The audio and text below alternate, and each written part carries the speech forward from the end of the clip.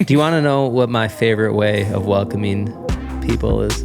What? Is to do this. Well, hello there. Welcome We're not doing that. to the Mixed Bag Podcast.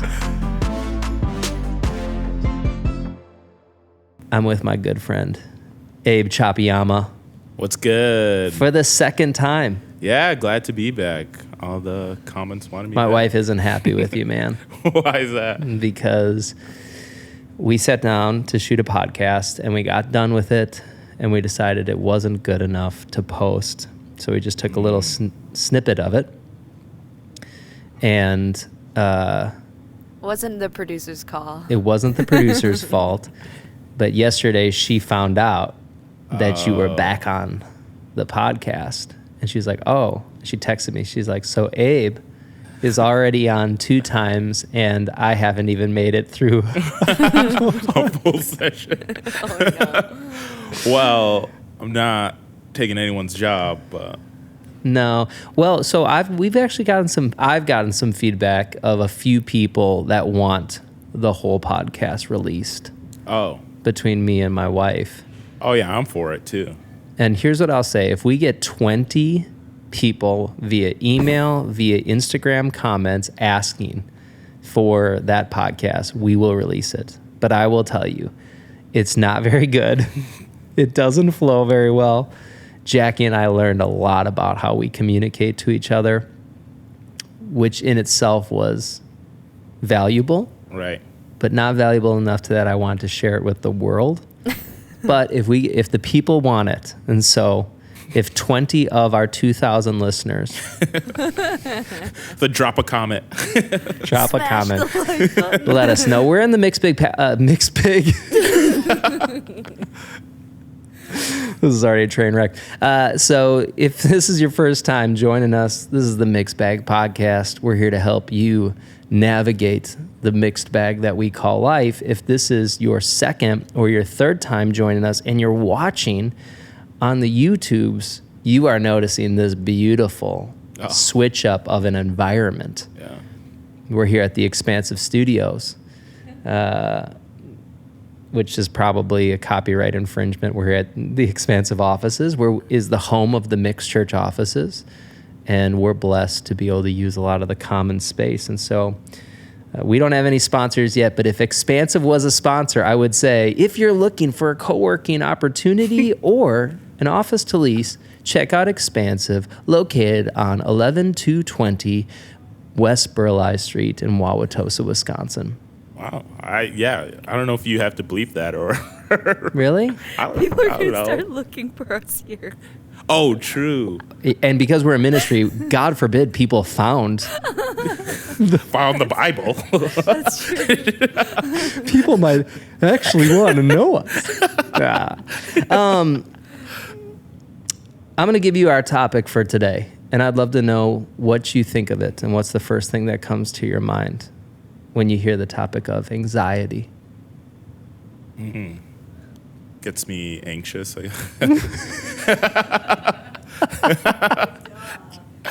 That's why he's here. Do you get anxious? Honestly, Do you experience anxiety? there are situations when I do.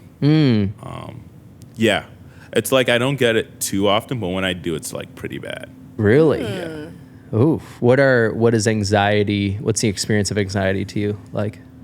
Usually it deals a lot with like not wanting to displease, so a little with the people pleasing, but like the anxiety of like, oh no, saying no to someone. Oh, okay. right? Okay. Well, you're already getting into our conversation. Okay, so back step Right. here. What does it feel like? Okay. It feels definitely nerve-wracking. I end up lying a lot usually through those situations, but Nerve-wracking. yeah, nerve-wracking, palms. Can you sweaty. sleep when you are going through some anxiety?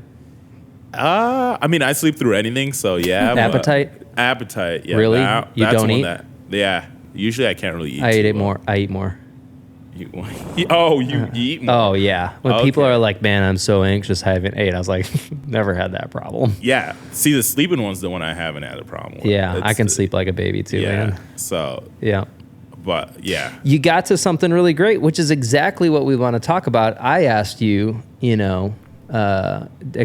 describe your anxiety. You immediately went into what you get anxious about, which kind of points us in the direction of what we need to talk about is, the question of, is anxiety an issue, or is it the allergy of something? Let me read you a little quote here from my man JMC, John Mark Comer, and it's actually him quoting someone else okay. from his amazing book called The Ruthless Elimination of Hurry. But he points out that psychologists tell us that anxiety is often the canary in the coal mine, and it is our soul's way of telling us that something is deeply wrong and we need to fix it fast. And the way that I'm paraphrasing him, because that's what every great communicator does, is you just reword what someone else said really well. Right. But the framework that I've had for it is that anxiety is an allergic reaction to something that's bad for your soul. And so you even kind of hit that right off the bat. Is what did you say? What makes you anxious? Usually saying like that no to people. Oh, or, okay. Yeah. Yep. So like some sort of conversation that you need to have, and Right. declining something. Yeah. When I ask you, hey, can we get together for lunch? And you're like, oh, I have to say no. Right. Or like, oh, can you come back on the podcast? I'm glad to be here. How do I say no? I can't say no.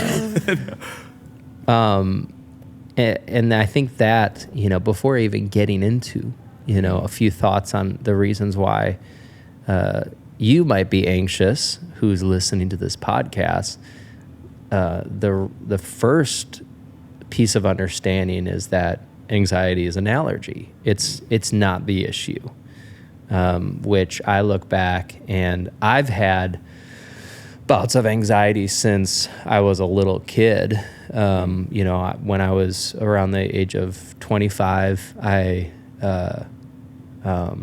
I'm so sorry, even rewinding, when I was 23, 24, I had my first like legit panic attack.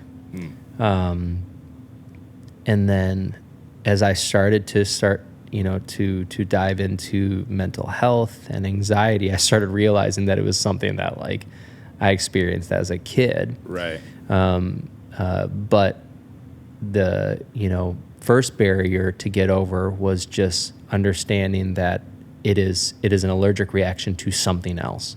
It's not the issue. Mm-hmm. And I think that that's the first, thing to deal with, is that anxiety isn't the issue. Mm-hmm. Stop trying to, how do I get rid of the anxiety? It's like, no, anxiety is actually cueing your brain to say, hey, something's wrong here. Right. Something needs to be dealt with. Even when you're saying like, oh, I get anxiety about saying no. Mm-hmm. What's the, have you dug into that at all about? Yeah, I guess more of just like, oh, are they going to view me wrong, right? Like, how are they going to view me? I mean, like the situation with my job, like even tell my boss, I need to leave, right? Going for a new job, right? And like trying to find every way not to tell him I'm quitting because I don't want to work here. Mm-hmm. But like trying to people please him and lie. That brought so much anxiety of like, oh no. Yeah. He's going to look at me this way. Or, Right. And so for you in those areas, like anxiety is an allergic reaction to the potential of not pleasing someone. Right. Or letting them down. Yeah. That's really great. I think of, when Ezra, our son, when he was, I don't know, he had to have been less than 9 months old. He had, I don't know, gosh, I should really remember this timeline. It's not that far, behind us, but he was starting to eat solid foods. Okay. And very quickly we found out that he had an allergic reaction to eggs. Oh. Where we fed him dinner one night and then he like broke out. He had like a rash all around his stomach, and I think it actually went up, his throat, which is super concerning. We did not in that moment start Googling how to make the rash go away. You know? Right. Like, we were still stupid parents at that point, had a lot to learn, but we didn't immediately see the rash and go, oh my gosh, this is our biggest concern. We need to get rid of the rash. We immediately asked, what's causing the rash? And too often in my life, when I'm battling anxiety, I want to get rid of the anxiety. Right. When a better question to ask is, what's causing the anxiety? Yeah. What's making you feel that way? What is the issue that you're having an allergic reaction to? Right. And anxiety, you know, I wouldn't say it's a fruit of the Spirit, but it might be a cue of the Spirit. Like, All right. one of the best things that God can give you is the feeling of anxiety, of that gut feeling of something's wrong here. Something needs to be dealt with. And so that's what we want to dive into today is 3 reasons. There's a lot of reasons why you might wrestle with anxiety. There's a lot of reasons why I experience anxiety, but I want to share 3 reasons why you might be anxious. And again, the goal isn't to be anxiety free. The goal isn't to never experience anxiety.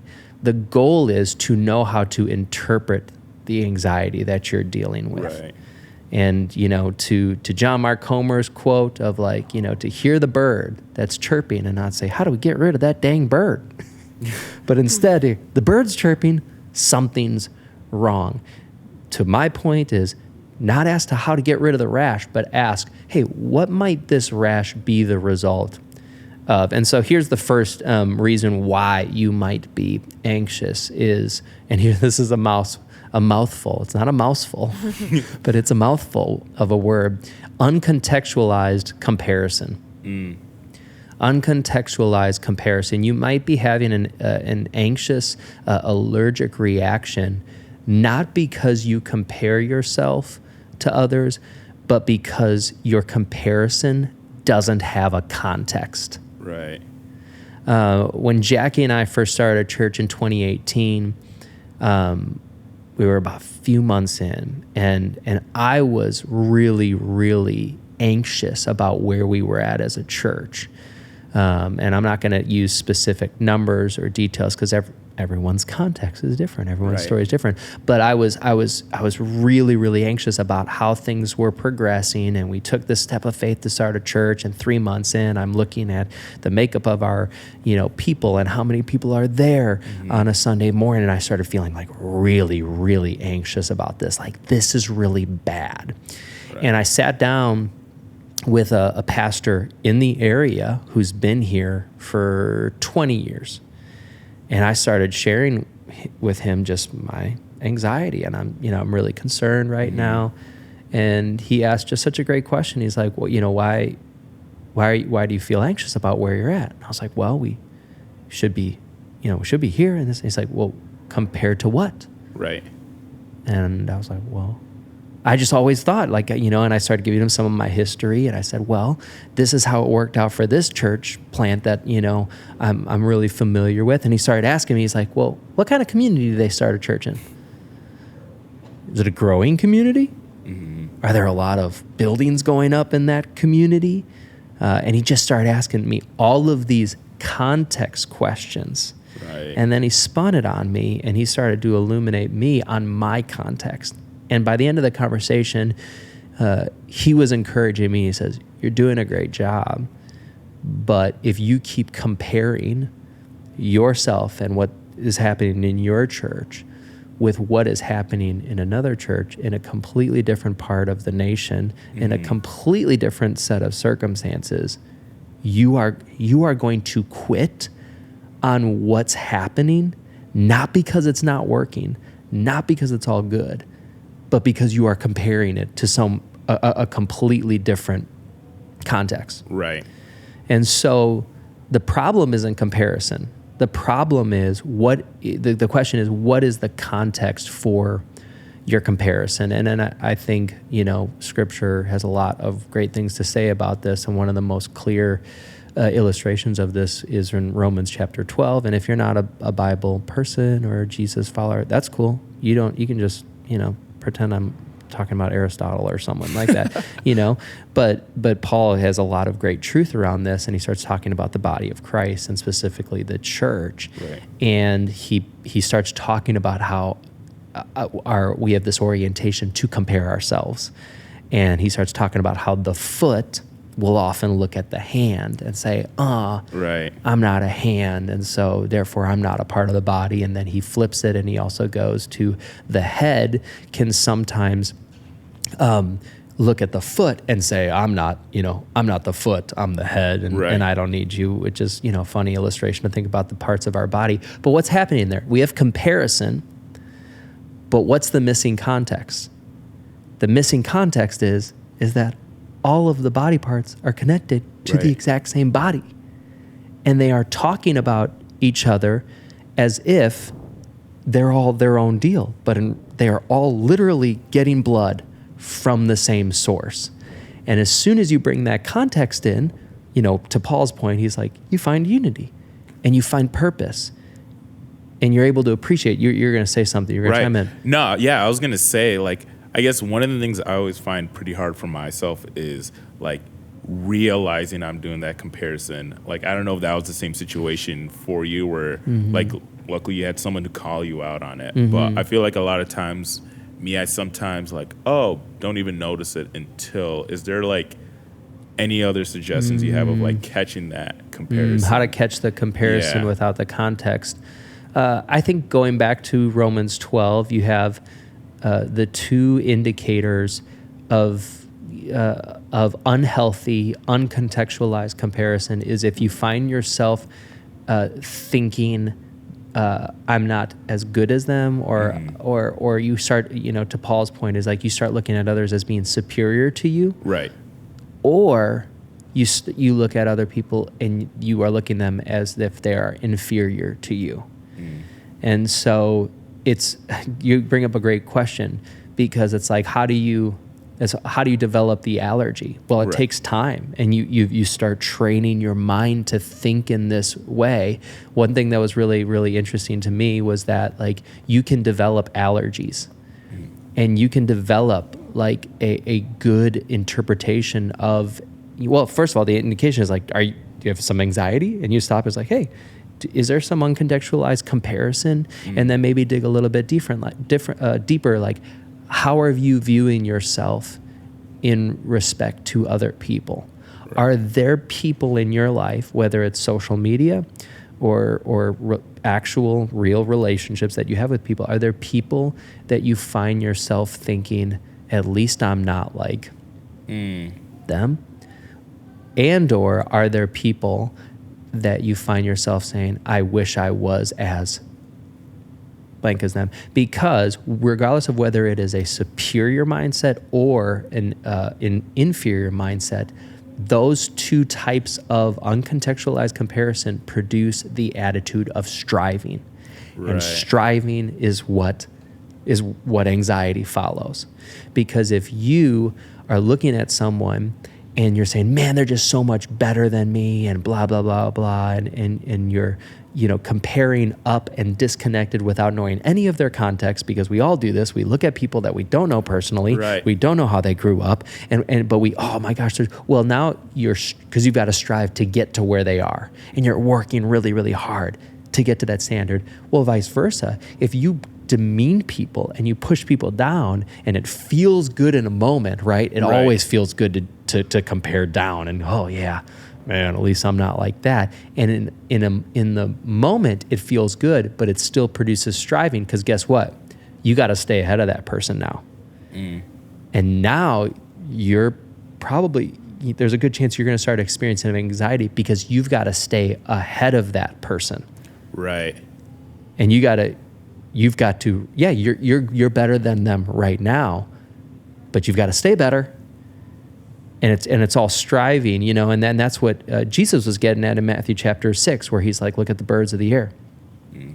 They don't strive. They're not the way that he said it was like, they're not out there going to and fro hustling, trying to store up in barns, Right. you know? And like oftentimes we look at that passage and it's like, oh yeah, Jesus is saying like, don't work. And like, yeah, it's like, dude, the birds are working really, really hard. They're going around, they're grabbing all of the essentials that they need. What they're not doing is acting like someone else's context. They're not acting like a human. Right. Humans, we store up for the winter. You know, we don't do that really anymore because it's different.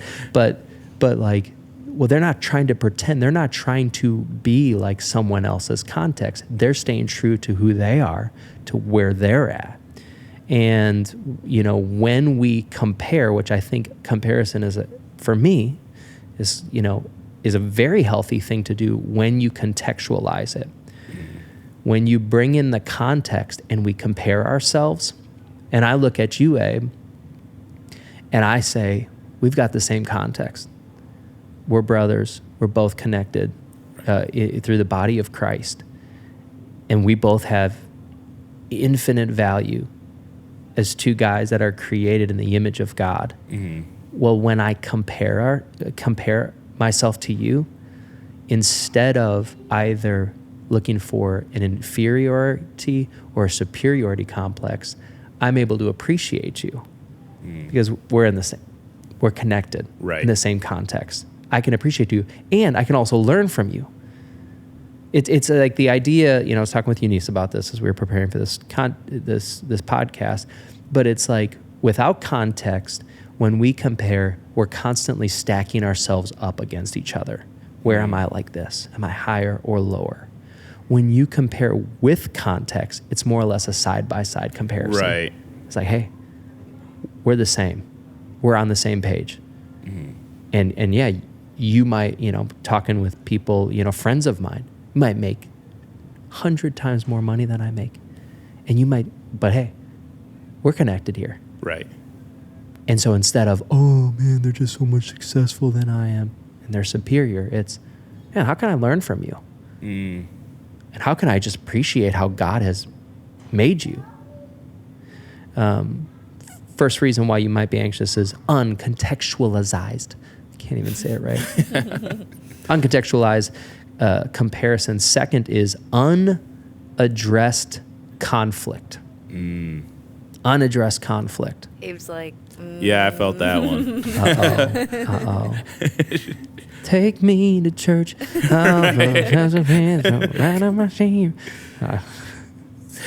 One of the best quotes that I've heard in a long, long time is this: is conflict delayed is conflict multiplied. Conflict delayed is conflict multiplied. Yeah. Conflict is never, when you put it in your pocket, it grows. Mm-hmm. It never stays the same. Until you address conflict, it will compound. It will grow. You know, that's why and one of the best tricks that my pastor gave me was this last 10% rule. You know, talking about conflict without, which right. is conflict with people, is this idea of the last 10% rule is when you're in a conversation, he's talking, you know, from a ministry aspect, a business aspect, and you have some conflict, you know, maybe in the conversation, which Patrick Lencioni would say that you haven't had a meeting unless you have some conflict. So you've got conflict, but you wrap up the conversation by saying, hey, what's everyone's last 10%? Mm-hmm. Because regardless of whether you're a people pleaser like you or like me, because right. I'm the exact same, everyone's tendency is to pocket that last 10% of honesty. Right. And they were honest and they were vocal, and, you know, they came into the room like Eunice sometimes and they're pew, pew, pew, pew. And, you know, hey, I don't know if I agree with that, you know? Right. And everyone can do that, but there's still this tendency to just keep that last 10% there. And we end the meeting, we end the conversation, we end the coffee date. Hey, we good? And we say, yeah, we're good. No. Right. And so my pastor gave me this framework of try to remember to ask for the last 10%. What's your last 10%? Yeah. And then oftentimes you get one or more two pretty sharp comments. Right. Which then turns into another 30 minutes on the meeting. But here's what that does. It keeps that stuff from going into your back pocket. because if you let that go into your back pocket, it's going to grow. And what was one point of contact will produce a orchard of resentment. And it just brews and it brews. Right. And what does that feel like sometimes when you've got that conflict without that you won't address? Feels like anxiety. Yeah. That is the I wrote out in my notes, this is the number one reason for my anxiety, especially in the last 5 years. Yeah. I don't really get anxious too much about like achievement stuff. Right. I think I've failed enough times where it's like Used to it anyway. odds are that I'm not going to succeed. But is the anxiety from, I know I need to have this conversation with that person. I know I need to say no. Go ahead. No, yeah, that's a big one for me. So many times where I'm like, oh, shoot, I definitely need to have this conversation. And the thing is, for me, it's like getting that courage to do it then. Because like sometimes I'll like go be, and I'm like, before the meeting, I'm like, yeah, I'll talk to them. Yeah. And then like it comes to the moment. And as I'm long like, as you put it on the calendar, it's Right. it's like, yeah, I will. Right. Yeah. I'm like, yeah, I'm going to do it. Tell everyone, yeah, it was going to be Yeah. good. And then I come back and everyone's like, oh, how'd it go? And I'm like, oh, it was good. Yeah. But then I didn't even do it. Right. So that's definitely where I struggle is getting that push to do it like in that moment. Yeah. It's like, oh, that's when it's like really creeping out. Yeah. Like, And I'm I just left my like- 10% there. I left my 10% Right. there. I left another 10% there. This is great, man, especially for our working relationship with you Right. on staff. Because now I'm be like, hey, I'm like, hey. so now check What's your email. that SNL skit? What's the SNL skit where he says, is it Lily? Oh, never mind.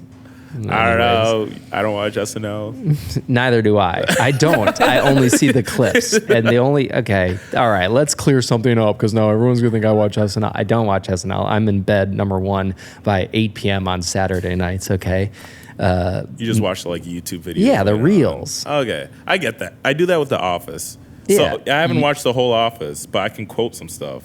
'cause- You've never watched The Office. Okay, I've watched like a couple episodes, but like when people are joking around, I feel out of it. Jesus talked about being lukewarm, and you are neither hot or cold, and I will spit you out of my mouth. I'm pretty sure he was talking about people like you who've never really watched The Office.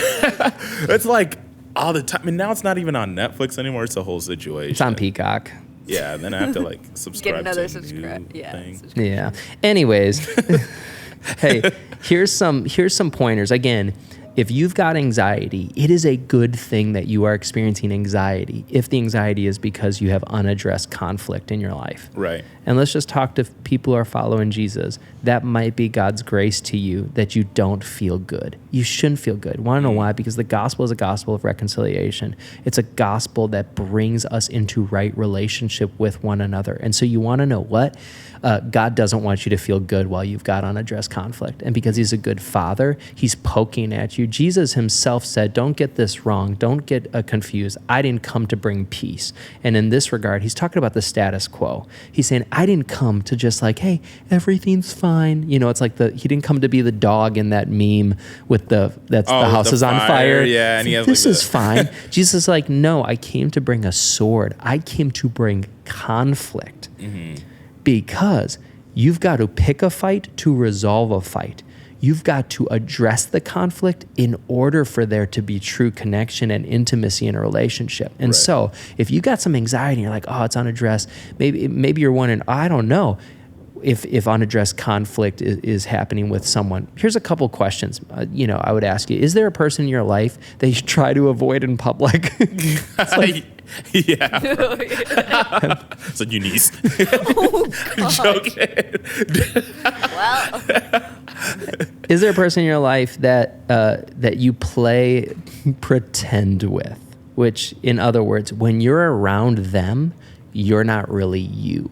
Yeah. Where you're in there, and as soon as you step inside that room where they are, it's so good to see you. Right. And you try extra. Yeah. Yeah, exactly. Right. You're trying to extra just like to mask over, hey, we're cool. We're Right. cool. Hey, we're good. Is there a person you can't pray for? Ooh. And just try it. Just I'm not sure. Well, think of maybe the potential candidate and then try this. Hey, Lord, I just want to pray blessing. Oh, frick, I can't do it. That might be the person that there's some unaddressed conflict. The last question I would ask is there a person that you see, and the moment you see them, you think of what you need to say to them, but then you spend your time with them by avoiding the thing that you need to say. And there are people, and there's been people in my life. Mm-hmm. I think that is that's a normal. And sorry for the clapping in the background. There's a great wealth management conference that's going on here at Expansive Studios, where your best work is waiting. Freaked out again. But this is, again, let's not make this too dramatic. Like, this is an everyday thing. If you're having a healthy relationship, you're always going to have conflict. Right. And so think, like, is there a person that, you see them, you're like, I gotta talk to them. I need to tell them. I never texted them back and told them, no, I can't go. And it's not because I can't make it. It's because I don't want to. Right. Dude, I find myself growing so infatuated with people when they tell me, no, I'm not interested in that. And they don't do the whole, no, unfortunately, it doesn't work for my calendar. It's like great Office quote, right, is where Michael creates this imaginary late office day that they were all going to have to work really, really late, and it didn't exist. And then it gets to be 5 p.m. and he says, you know what? We're not doing this. We're not going to work late. And everyone's like, that's amazing. And he's like, y'all want to hang out? And they're like, Jim's like, I have, huh? You shouldn't have had plans because you were supposed to. Right. Anyways. And so one key point to this, if you're still with us, is, listen, reconciliation is not always possible. We're not talking about resolving the conflict in a way where, oh man, we're best friends. Paul himself says, when possible, live at peace with everyone as much as possible. The question is, have you done everything within your power to resolve that conflict and address it and weigh into it, where, again, maybe the end game of the conflict is you still disagree, you still don't see eye to eye, but you're going to sit down and you're going to say, hey, we need to have this conversation because, man, this hasn't sat well with me. Mm-hmm. And I really, really want relationship with you. And so let's wade in and address this conflict. Here's the other conflict, though, that sometimes we don't immediately think of, is the conflict within. And so, yeah, there might be some people out in your life that you need to address the conflict with, but a lot of times there's conflict within that we mask over. The question is, are there parts of you that you've been avoiding? Is there an issue in you that you've been playing pretend with? Right. Oh, I see what you did there. You got us all pumped up about doing that with people, but can you do it with yourself? Mm-hmm. Is there an issue with you that you're like, it's fine. Oh, we're good. Right. Oh, it's not a big deal. I am the easiest person to coexist with. Like, the issues in me are the easiest to excuse. Right. You're just like, that's not a big deal. And something bubbles up. And it's like, ooh, I don't like that. But then I'm like, it's good. It's good. I'm doing just fine. It's great to see you. I think of, back to my story where I, in 2015 went into it was actually the end of 2015, last day of 2015, went into nope, I'm lied to you. Hold on a sec. I got to get my dates right. Jackie and I got married in December of 2016. So it would have been December of 2015. I went into depression. And so I had struggled with anxiety before. I had had panic attacks before, but I had never experienced depression where it was like the lights went off in my brain and it was like, whoa, something is wrong.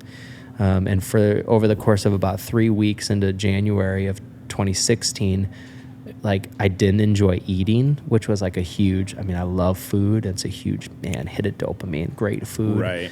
I remember preaching, and this was back in the day when I was preaching once every maybe 8 weeks. And I preached, and I mean, preaching is an adrenaline rush. And I got off the stage and I was like, usually I'm like, yeah, man, I did it, man. And nothing. And then honestly, one of the biggest things that cued me in, and I'm sharing this with you because you might be listening right now and you might be in depression and you don't know that it's depression, okay? You've been waiting through. So I'm just sharing this so maybe this will help you, gain some understanding of what's going on in your life. The thing that tipped me off where I was like, I think something's really wrong was the Packers beat the Redskins at the time. They were not the Washington football team yet. Right. Or the Commanders now. They beat the Redskins in a playoff game they shouldn't have won. And I was jumping up and down. I was like, my gosh, yes. But I was like, but I don't feel it. I don't feel it. And so I finally, humbled myself and I did what my mentor told me to do. And he's like, hey, I think you're going through a season of depression. You should go see a counselor. And I was like, no, I don't need to go to a counselor. I'm not crazy. And he's like, bro, like the smartest people in the world, go see counselors. Right. And also I went and saw a counselor. So I went and saw a counselor and I sat down with Brett and he counseled me for, just about a year. But early on in that process, he diagnosed me after one session. He's like, Jake, it sounds like you're going through a pretty severe episode of depression. And he said, the good news is that even if you don't do anything to like deal with this, it should only last about 9 months. And I was like,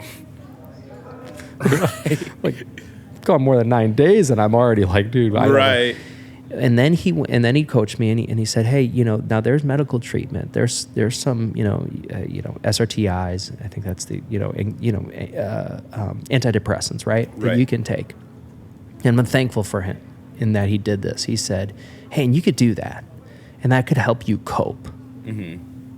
But he said, if you go that route, which is totally fine, that's understandable because you may need some help and just to get a breather, all right?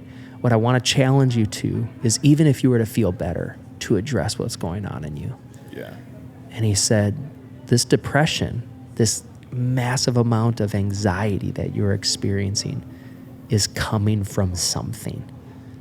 And I want to journey with you and I want to figure out what's sparking that. And over the course of the year, my goodness, the stuff that unearthed in me. Right. Where because I was going through depression, I started digging into myself. I started digging into the way that I view people. Mm-hmm. I started digging into self-worth. I found out in that season, my goodness, my life has been fueled off of fear and shame. Yeah.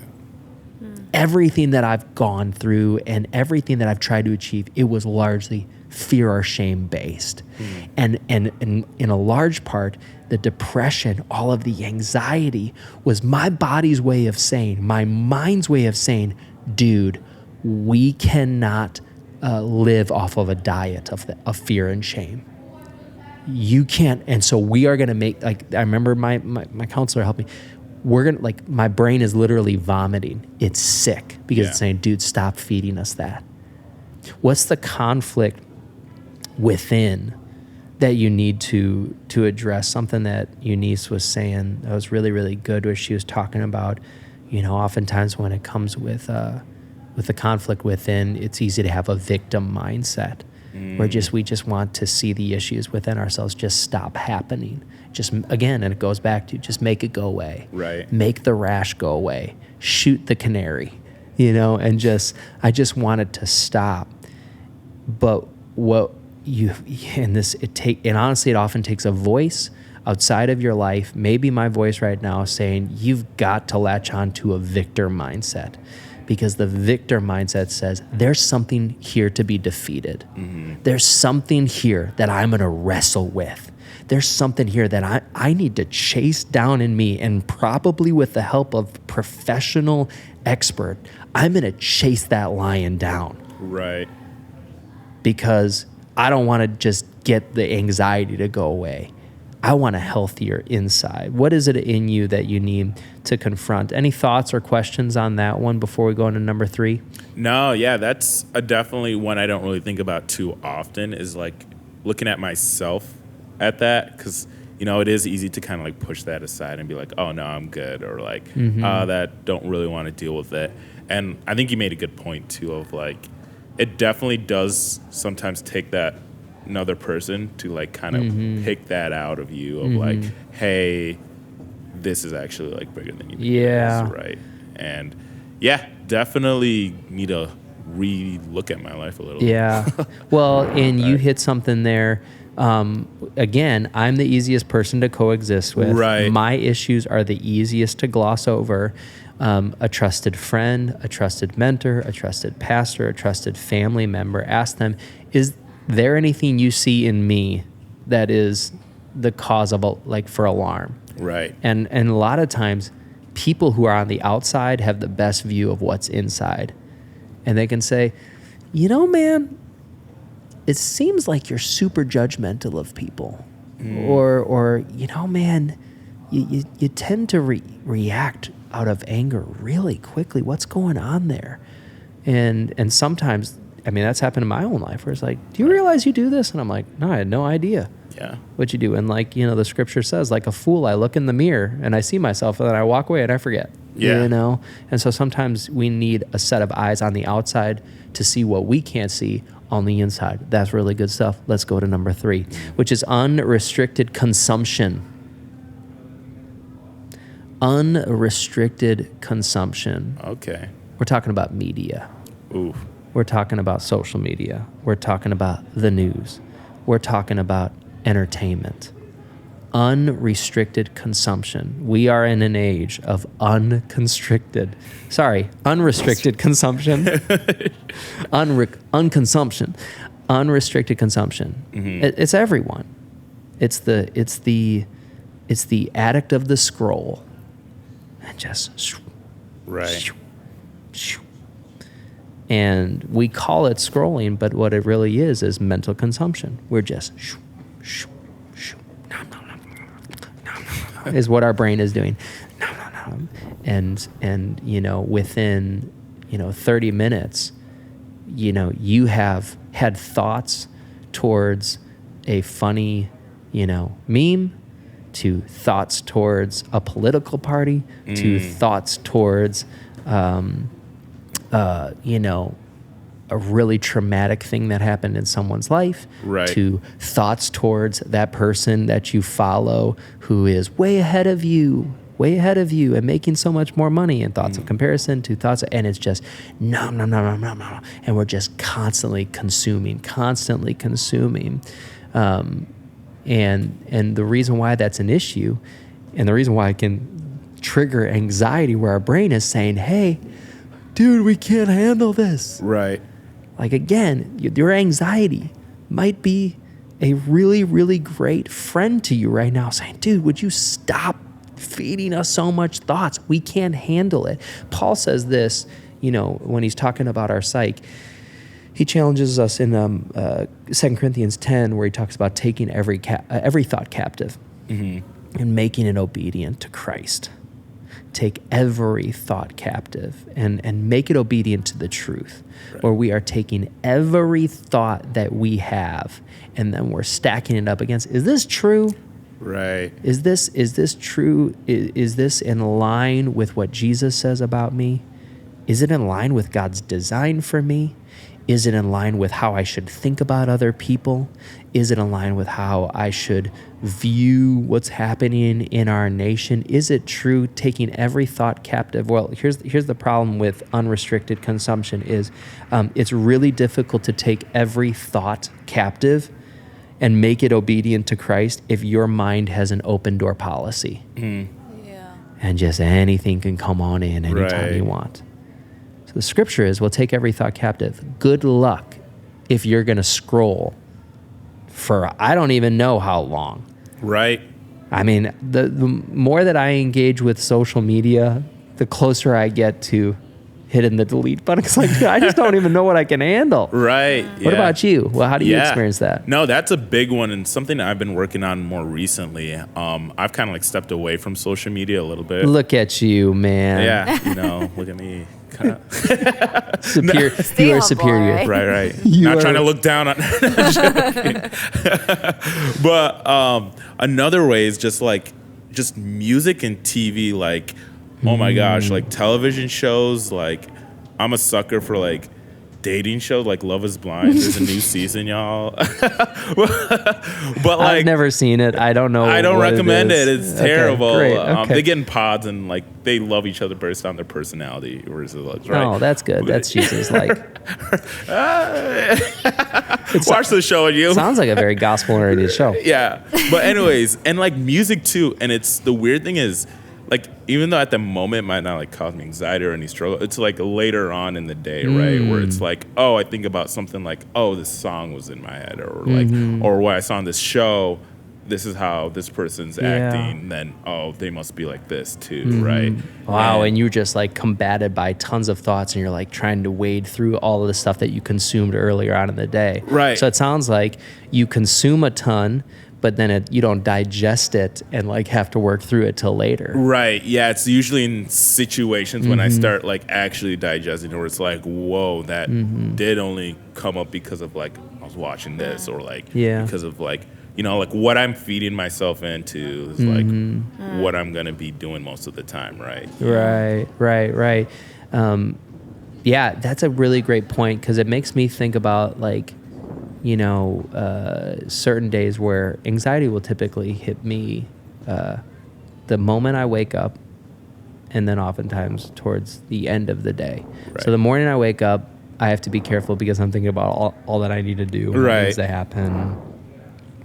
And then, you know, and again, this is just a cue for, you know, what's your early morning rhythm look like? And for me, because of that reason, I have to spend my day in scripture and spend my day in prayer, because it is the only way to react to what my mind is oriented to do, which is to overthink things and to get overwhelmed by things. Right. But then it also happens on the tail end, and that's more like an active you know, approach to getting overwhelmed and thinking through things and trying to take too many thoughts captive. But it also happens at the end of the day, where if I did a lot of study, had a bunch of meetings, had a bunch of conversations, I get to the end of the day, and now it's the opposite, where my brain is fatigued and it's thought too much. Right. And yet, what do we do? What do I do? Sit down, and I need to decompress by what? Consuming more media. Exactly. And getting on my phone and scrolling or watching a show. And I just realized this, you know, a couple days ago. We had Jackie and I had a situation where both of us had a super long day. Right. We had done a lot of thinking, and we had processed a lot of different things together, but also just she had a long day at work. I had a long day here at expansive offices. And, you know, our typical rhythm is we get home from work, we make dinner, we eat dinner as a family, and then it's Ezra time. We're playing with him. We're not really talking. We're just playing. We get him bathed, and then we sit down, and then we're like decompressing. Well, of course, in this moment, we're both decompressing, and I'm on my phone. She's on her phone. And I was watching some of the footage of the most recent mass shooting in Nashville. And I'm sitting there and I'm looking at it, and it's just, I mean, it's hard to even put words on, just watching the footage of the police officers going into the school, and just whole range of emotions and thoughts. And Jackie asked me, what do you watch? And I'm like, I'm watching this footage. And she's like, well, let me see it. And I show her. And man, I just remember sitting there and like, you need to go to bed. You need to not think about this right now and talk through this. And because I'm stupid, I started a conversation and started providing comments on the shooting and providing comments on, and we started, diving into a conversation about gun control and gun legislation and all of these other things. And within seconds, it was like a super tense, anxiety, rich conversation. Not because the conversation shouldn't be had, not because we shouldn't talk about that stuff. We should talk about those things. Right. But because we were on the tail end of a day where we had spent the whole day trying to take every thought captive, and we get to the end and our brain is like, hey, I'd love a break. Could you go to bed? Could you maybe just maybe not even read and just go pray together and just chill? And I think, one thing that every single person should give themselves permission to do is to say, I can't think about that right now. Hey, I can't think about that right now. Right. Not because it's not worth my thoughts, not because it's not a meaningful discussion to have, but hey, when you start feeling that anxiety riding up, yeah, it might be unaddressed conflict, and you do need to step into that. Right. It also might be your brain's way of saying, I've had enough thinking for today. Yeah. Can I have the night off? Right. And so, in recap, we're talking about anxiety and why you might be anxious. It might be because you've got some uncontextualized comparison. And you're comparing. Well, that's just fine. But does your comparison have a very, very realistic context to it? Mm-hmm. And as you look at people, are you comparing with the context that that person that makes more money than you is still created in the image of God? Right. And also, they might not be very happy, and they might be looking at you going, oh man, they posted about their devos, and I wish I spent more time with Jesus, you know? Right. It might be because you've got some unaddressed conflict, both within and without, where there's some issues in you that you've been avoiding, but there also might be some issues without and with another person that you need to run towards. Right. And thirdly, it might be unrestricted consumption, whether it's through your phone, the TV screen, the news, it might be, do people still read magazines or newspapers and stuff like that? Time to time, I guess. All like right. in a waiting room somewhere. That's right, man. I guess people have that on their phone now, so never mind. Yep. And so maybe the anxiety is your brain's way of saying, hey, I've eaten enough. I've taken enough thoughts captive. Right. It's time to truly decompress and let your brain gather itself and get ready for another day. Yeah. I don't know if this was helpful. You think No. it was helpful? Definitely. Yeah. That's why you're here. To gas you up pretty much. Because Jackie would have looked at me and she would have said, yeah. No, I'm kidding. Jacqueline, I love you. Hey, thanks so much for tuning in to The Mixed Bag. I'm so grateful to have you, our producer, Eunice, along for the journey. If this was helpful, let us know. If it wasn't and you've got some coaching and some critiques, we're obviously not experts at this, and so we'd love your feedback. You can shoot us an email to The Mixed Bag Podcast. No, it's just The Mixed Bag at mix.church. Or you could just, hey, why not just throw a comment? You know, start a war in the comment thread. Right. Get like 10,000 likes on this video. Let's go. Cheers. Get free purple door. Don't. Free purple door. 10,000 likes. Dude's paying for 100%. for Purple Door for all 10,000 Yes. people who like it. Yes. As long, all 10,000, as long as y'all meet at Expansive. At Expansive Offices. Thanks so much for joining us. We'll see you next month.